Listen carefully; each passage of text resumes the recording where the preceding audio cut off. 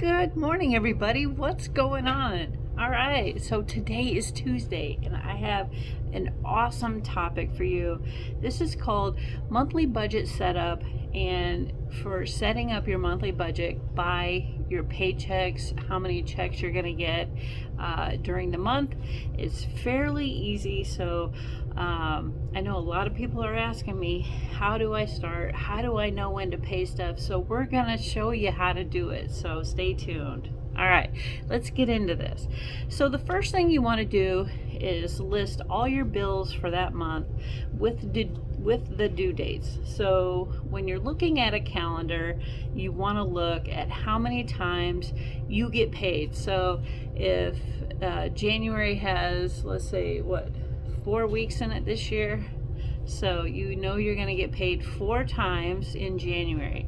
So what you want to do is you want to look at when things are going to be paid. So I can show you my budget, and hold on one second, we'll come back.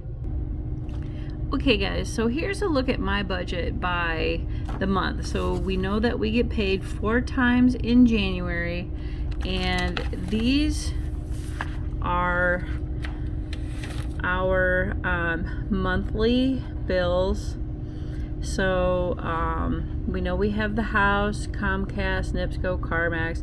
So all of these are not due at the same time. So you want to list yours out like this, and we want to put due dates. So we know that our house payment is due by the 5th, considered late by the 15th.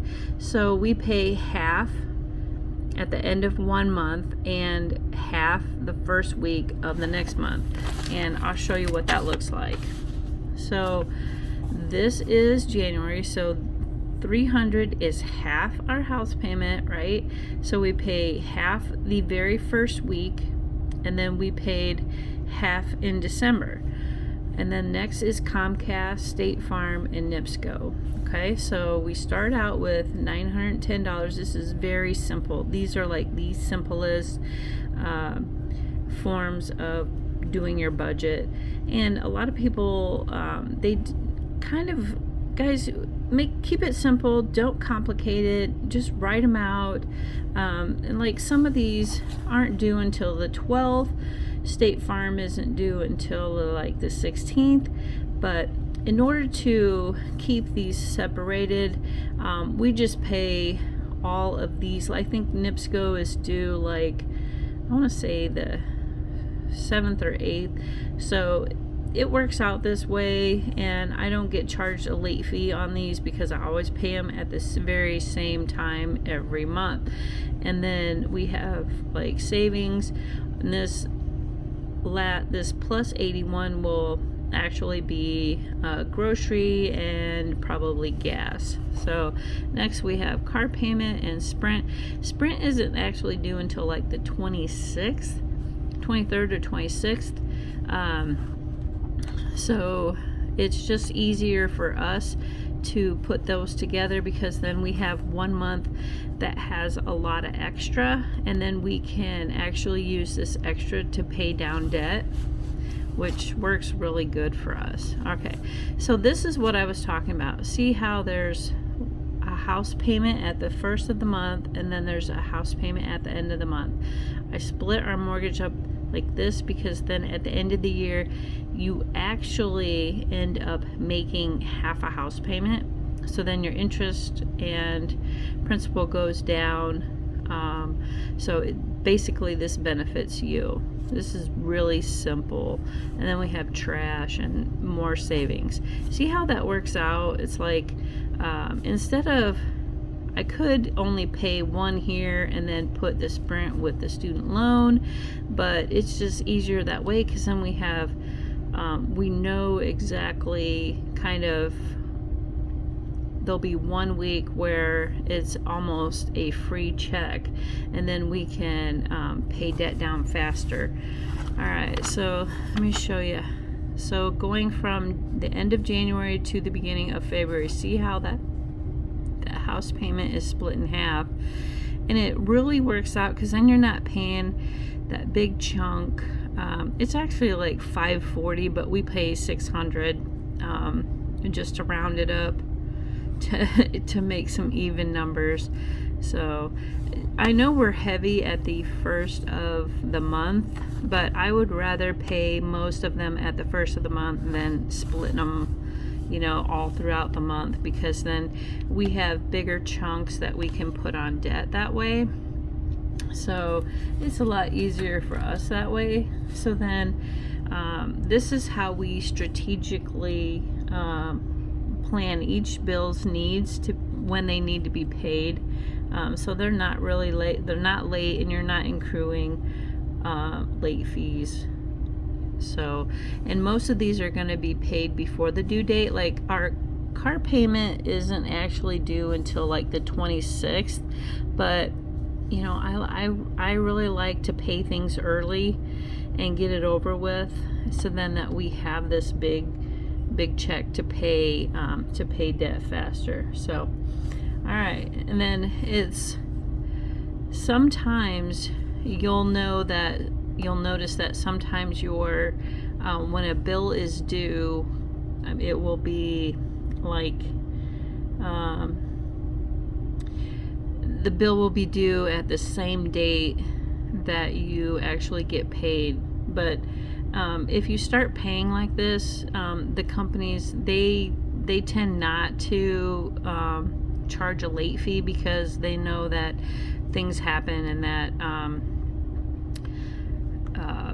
the paydays don't always fall before. So it's just better to strategically plan, depending on what you earn per week. Now this 910 it's half from me and half from Alicia, so I don't make that much. I wish I did, but I don't. So it's both of us putting in a joint account. We put a portion of our checks in there, and then some goes into savings, and then we have our retirement accounts and that kind of thing. But this is our joint where all the bills come out. We share this responsibility.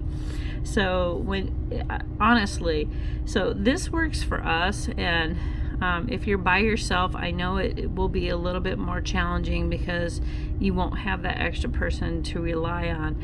But you can make it happen. It's just strategically planning. Know when your bills are due and when your pay dates fall on certain days, and watch your due dates. So how I started planning this was, I wrote down, all of when the bills were due, like this. Write down when all the bills are due, and then just start putting them on the calendar and strategically planning. So you can see that I have strategically planned at the first of every month. It's the same. The second week is always the same. Third week is mostly our free check, and then back to the grind. So then the first week, March, same. Second week, same. You know what I mean? So basically, once you find your first month's budget, your second month will be a lot easier to put down, to plan that, and find out basically where everything will fall as your pay periods show up on the calendar. So when you plan ahead, this actually helps discipline yourself, knowing what needs to be paid each week. It's easy this way, and you'll know what you have after you pay all your bills. Now, this $200, this is savings for us, but now in your case, if you have this little amount left and you can't afford to put $25 in savings, start with $5, guys. Don't be ashamed if it's only $5. $5 is $5 saved. I'm telling you, it doesn't matter. A couple bucks here, a couple bucks there, it will add up in the end. You will be winning. So don't be ashamed if it's only $5 or $10. This is how we get started, and this is how you learn to discipline yourself for more later. Okay? So then, after all your bills are paid each week, this your leftover, you'll be able to budget for groceries and be able to budget through the month, what is going to go on debt and that sort of thing. So it honestly, it will keep you on track a lot easier than if you were just willy-nilly playing,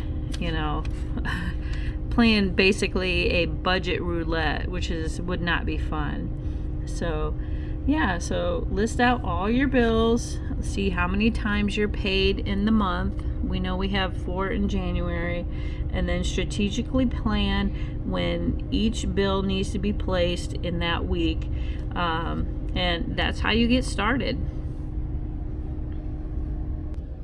Yeah, so that's how you get started. It's really basic. Stick to the basics. Try not to overcomplicate it, and really it will save you headaches later, because then you know exactly where you're at, where you need to be, and you're not overspending each week by blowing your money. Pay your bills first, and pay yourself forward. Like, put that $5 extra in savings. If you have your savings attached to your checking account, transfer $5 over. Or you can make it automatic as well, directly from your HR department can set that up for you, as long as you have all your account information, and if you don't see it, you won't miss it. All right, guys, so that's basic monthly budget setup. If you guys have any questions, email me, leave me a comment, and thanks for being here. All right, we'll catch you on the next one. Thanks, guys.